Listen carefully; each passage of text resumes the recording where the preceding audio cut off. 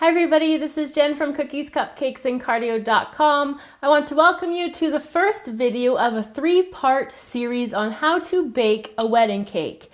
This first video today is going to be the process of baking the cake and covering it in buttercream. The subsequent videos will include how to tier the cake, which is stacking it, and the last video will include how to decorate the wedding cake. So make sure you stay tuned for those coming up in the future. Let's get started. So the first thing I'm going to talk to you about are the baking pans to make our three-tiered wedding cake. The big one at the bottom is a 10-inch round cake pan, and that's going to be our base. Our next or middle tier is going to be an 8-inch round cake. And our top tier is going to be a 6-inch round cake. Now each of these will need to be baked 2 times. So when we're finished, you're going to have 2 10 inches, 2 8 inches, and 2 6 inches to complete the cake. This is called a heating core. And what this heating core does is you place it in the center of each of your pans if you choose to. You don't have to use it, but it kind of speeds up the baking time of the cake, and you put a little bit of cake in the center as well of the heating core, and that leaves so that when there's a hole left in the cake, you still have the cake that pops out from the center of the heating core. I'm not going to be using that, but I do want to tell you about it because it is a handy thing to use, especially when you're making larger wedding cakes. Now these cake pans have straight sides, which is something that you want to make sure that your cake pans have so you don't have any angles to your wedding cake. And these ones are each 3 inches high, and the cakes will be baking to be about a total of 2 inches in height. So we're going to start the baking process next.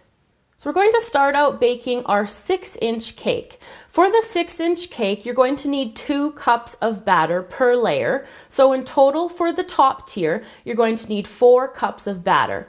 Now I am using a homemade vanilla recipe, which I'll put a link in the description box for you, but you can use any kind of cake that you choose. You can also use a box mix if you prefer that as well. You just need to make sure your measurements are the same at 2 cups. So I'm just taking some non-stick spray, and I'm spraying my pan here, and then I'm also putting a layer of wax paper in the bottom. That just helps pop the cake out a lot easier when the cake is finished. So then in goes my batter, and I'm going to be baking this one at 350 degrees Fahrenheit, and it will bake for about 30 minutes, and then it should be nice and finished. So I'm going to pop that in the oven, and then I'll have to repeat the process. So I want you to make sure that you're remembering that you have to do 2 layers per size of cake pan. Our next 2 layers will be the middle tier, and it is the 8-inch. So again, I'm spraying my pan, and I'm going to be using per layer 3.5 cups of the cake batter for this layer. Let's give it another spray. So you'll need 7 cups in total for the middle tier, and it's going to bake for probably about 55 to 60 minutes at 350 degrees Fahrenheit. So I'm going to pop that in, spread this around first, and then pop it into the oven, and then we will be working on our largest tier next. Now we're on to our largest tier, which will be the bottom, and it is the 10-inch. Per 10-inch layer, we're going to be using 6 cups of batter. So in total, we're going to be using 12 cups of batter altogether for both of the bottom tiers. So I'm putting the wax paper in again at the bottom. You can use parchment paper if you prefer. And I'm just putting this in. Now this one, being that it's the largest, it's obviously going to bake for a longer time. It's still going to be baking at 350 degrees, and it's going to bake for about 60 to 70 minutes. And you just want to watch it to make sure that it's completely finished in the center and it springs back to your touch. So I'm going to pop that in, and I'll be back with all of the cooked cakes. So all 6 of the cakes have baked. They're nice and golden browned, but if you notice when you've been baking cakes, you might find there's a slight dome. So what we're going to do next is we're going to level each of them off, because we need to have our wedding cakes be completely flat so they stay straight up and down. So I'm going to level off my cakes now, and what I'm using is a large Ateco cake knife, and it's just got a serrated blade. If you don't have one of these, you can just use a regular kitchen serrated knife. It works just the same.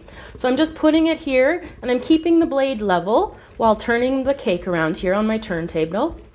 And I'm just making sure that I'm using a sawing motion because I don't want any part of the cake to tear. I want it all to be cut in this level area here like that, and you can see it slides easily off just like that. So I'm going to repeat that for all 6 of the layers.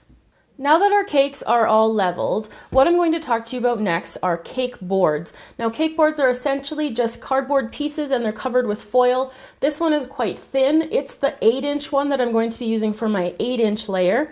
Now, this one is a 6-inch one, and as you can see, it fits perfectly on top of my 6-inch cake. Now, this one is a bit larger, and it's actually called a cake drum, and it's thicker, and it's meant to be used on the bottom of tiered cakes or whatnot. Now, these two I purchased locally at a cake store. You can find them at major stores such as Michael's and whatnot. You can even buy them online, Amazon and eBay. Try those out. They're just called cake boards. And this one I actually made. You just cut it out of cardboard and then you cover it with your own foil. So that's what we need next to support the cake. So now we're going to start covering it in buttercream. So now I need to attach my cakes to my boards. So what I'm going to do for glue is I'm just going to use a little bit of icing, just smooth that into the middle there like that. And then I just put my cake in the center there of the board, just like that. Now you may notice that because this one is the bottom one, it is a little bit bigger than the other 8 and the 6-inch boards. For this one, we want the base to be a little bit bigger because when you're transporting the cake, you want somewhere for your fingers to be able to go. So that's why this board is a little bit bigger than the actual cake. So this one in total is 12 inches in diameter. So now we're just going to start by putting a thin layer of buttercream in between here, like this, and then I'm going to plop the top part of my bottom layer, so my other 10-inch, just like that. I don't want too much, so I'm just scraping some off like that. And then I'm just going to place the second one on top, just like that. So I'm going to repeat that process for each of the 3 tiers. Now we have all 3 of our tiers. The layers are all stacked on top. Now what we're going to do is we're going to do our crumb coat. A crumb coat is the initial layer of buttercream that goes onto the cake to catch any of these crumbs that come off as you're applying the buttercream to the sides. In total, I'm probably going to be using about 12 to 18 cups of buttercream, and I will put the link in the description box below to my vanilla buttercream recipe that we already have up on the channel. So I'm just going to coat all 3 of these cakes in my initial crumb coat, and then I'll be back to show you the final step to this initial video in the series.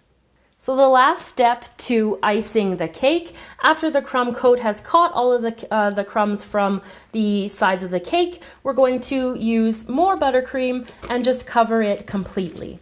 So I'm going to do all 3 of these different cakes, and then we'll be finished how to bake and ice a wedding cake. So there you go, everybody. I have finished off the beginning stages of baking a wedding cake. We've got it covered in buttercream, and the following videos are going to cover how to stack the wedding cake, which we call tiering, and how to decorate the wedding cake for a final product. So make sure you stay tuned for those, and I will see you next time.